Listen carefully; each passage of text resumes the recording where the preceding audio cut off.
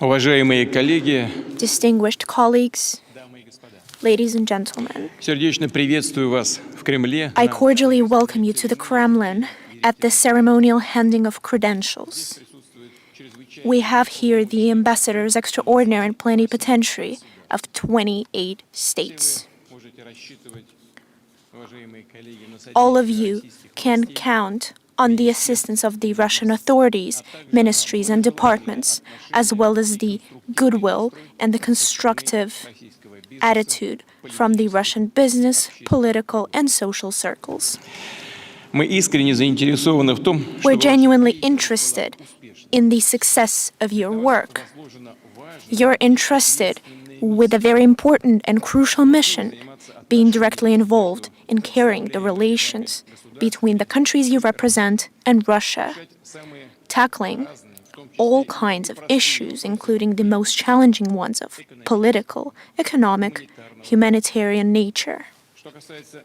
As for our country, we're open to mutually beneficial cooperation with all the states without exception on the principles of equal rights, non-interference in the internal affairs, and strictly abiding by the international law. We advocate for the creation of a just system of international economic relations, free of unprincipled competition, unilateral, illegitimate sanctions, and politically motivated restrictions. Russia plays an active role in the international life, carries out a constructive foreign policy, taking into account both our national interests and the objective tendencies of the world development. A testament to that is the Brics summit of large scale that took place recently in Kazan, which was the culmination of the Russian chairmanship in the organization and an outstanding event on the global political agenda. Russia took on the Brics chairman responsibilities with all seriousness. Throughout the year, we've had over 200 events at the highest ministerial and expert levels, as well as through business, parliamentary, and social circles. We were entrusted with the most serious task, ensuring a smooth, complete integration of new Brics members who have joined the organization early this year. I'd like to point out how swiftly and organically they truly managed to join our common efforts and provided interested engagement at our forums, putting forward useful, promising ideas and initiatives.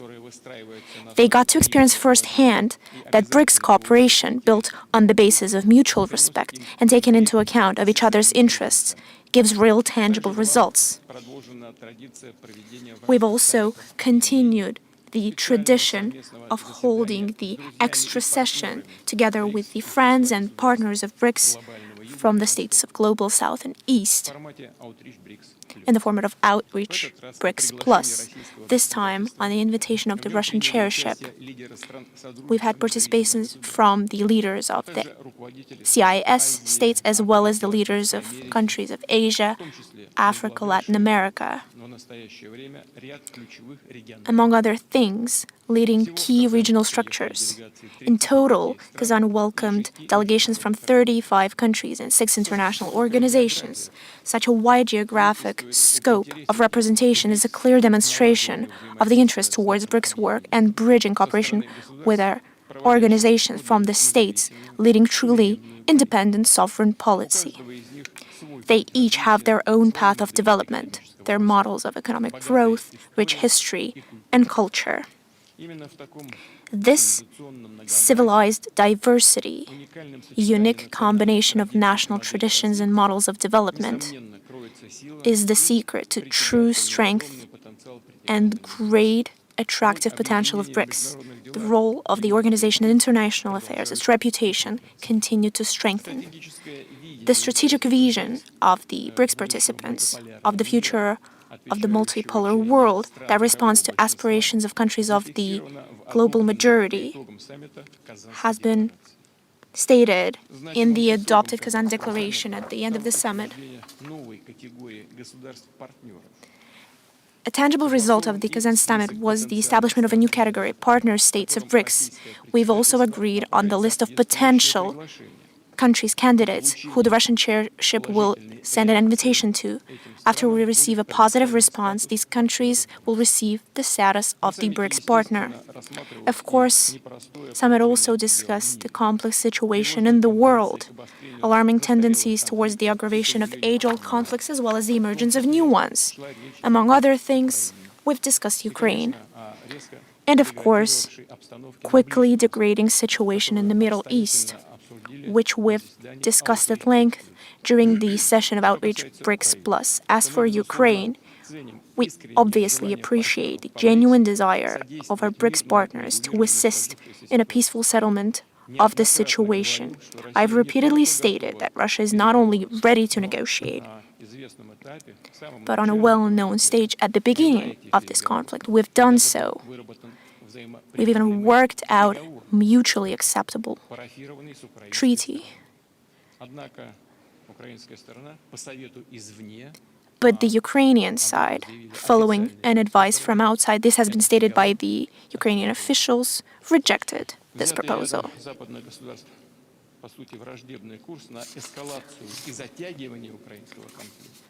The several Western states pursuing a hostile policy towards escalation and prolongation of Ukrainian conflict, thus trying to impose a strategic defeat of our country, is a mistake. These phantom expectations can only come from those who doesn't know or refuses to know the history of Russia, doesn't take into account the unity, the fortitude, and solidarity of the Russian people. I would like to express a sincere hope that during your work in Russia, you, distinguished ladies and gentlemen, distinguished ambassadors, will encourage the capitals of the countries you represent, form a more objective and impartial opinion about our country and its policy. Distinguished ladies and gentlemen, today's ceremony is attended by the ambassadors of Japan, Canada, Malta, Albania, New Zealand, Italy, Spain, Ireland, Denmark, Belgium, Netherlands, and Finland. It's not a secret if I say that the bilateral contacts between our countries have been minimized, both through official channels and business and social circles. We've frozen cooperation on important international and regional issues. Meanwhile, Russia has always been committed and will stay committed to the principles of mutually beneficial cooperation. We'd like to believe that the rational, balanced approach towards cooperating with Russia will prevail, especially since the history of relations of your countries with Russia has deep roots and full of examples of mutually beneficial partnership, mutually enriching cultural exchanges, collaborative work on seeking solutions to acute international and regional issues. Since we have with us today the ambassador of the State of Israel, I'd like to say that Russia takes active part in not allowing the current aggravation of the Palestinian-Israeli conflict to exacerbate and lead to the Great War in the Middle East. We're convinced that bringing sides towards reconciliation and reaching stable, long-term settlement is only by following the international legal form and by releasing the two-state formula that has been confirmed and adopted within the UN Security Council and the General Assembly.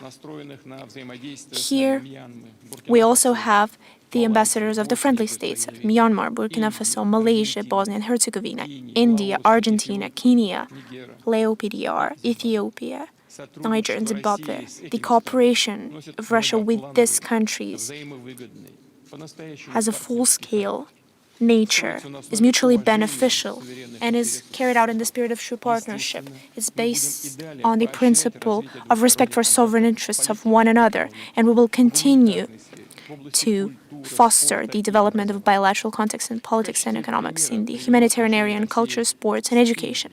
Allow me to use as an example the relations of Russia with India that have reached the level of highly privileged strategic partnership.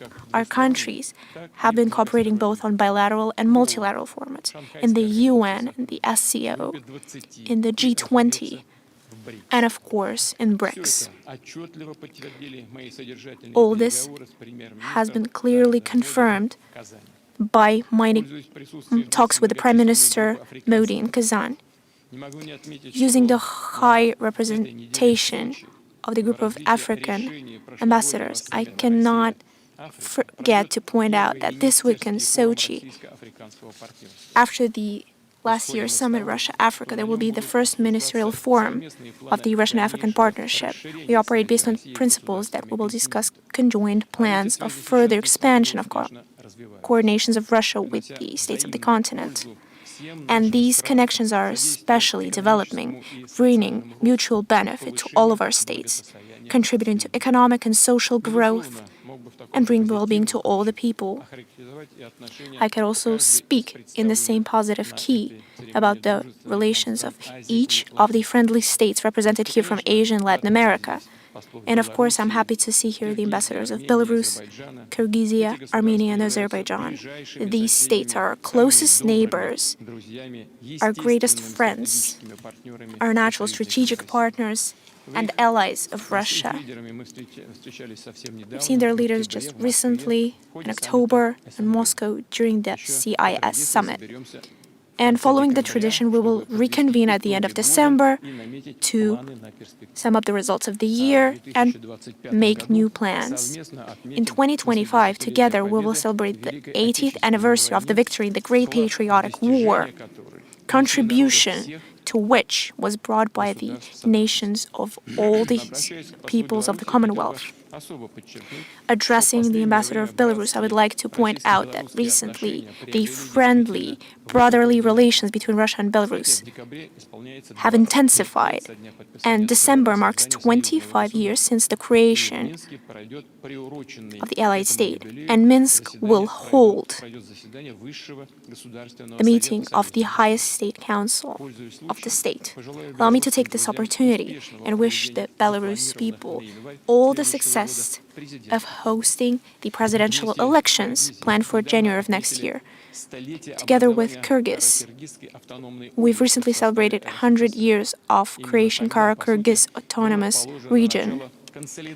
Back then, we've started the consolidation of the Kyrgyz nation, forming its territorial, cultural identity within united administrative entity, and then a creation of sovereign, independent Kyrgyz state, who we share truly allied relationship with. It's in this spirit that we continue to build our cooperation with Armenia and Azerbaijan. We've done and continue to do everything to normalize the Azerbaijani-Armenian relations, to ensure stable peace in the Caucasus region. We will continue to provide all efforts in order to work out a peaceful agreement to delimitate the state border and unblock the economic and transport connections within the trilateral agreements at the highest level from 2020-2022. I cannot forget to mention the satisfaction that the leaders of Azerbaijan and Armenia used the forum of the Brics summit in Kazan and had a fruitful talk on the principal issues towards achieving durable peace and interstate agreement in the region. Distinguished ladies and gentlemen, at the end, I would like to wish all of you the great success in your professional work in carrying out such an important diplomatic mission. I hope that your stay and work in Russia will leave the greatest imprint and memories. I wish you all of the best, and I thank you for your attention. All the success to your work. Thank you very much, and goodbye. Don't miss out. Log on to oneindia.com for more updates.